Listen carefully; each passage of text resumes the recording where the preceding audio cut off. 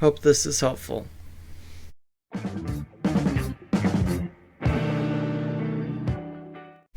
If you've paid attention to my channel intro, you've probably noticed that it seems to be rolling across the screen, a video of me. Well, here's how I get that effect. This is the trick. I'm using a program called OBS. First, I add whatever media I'm wanting to apply this effect to. So in this case, I'm using a image with a transparency. This particular one is my logo for the channel.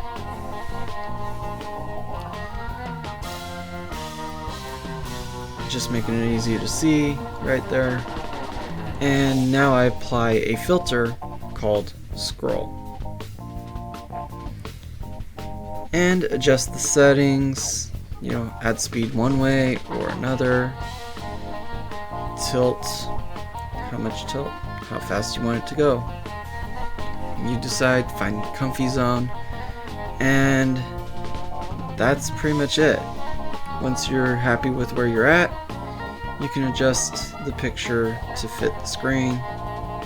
I think that's about right there. And let's adjust it to the screen.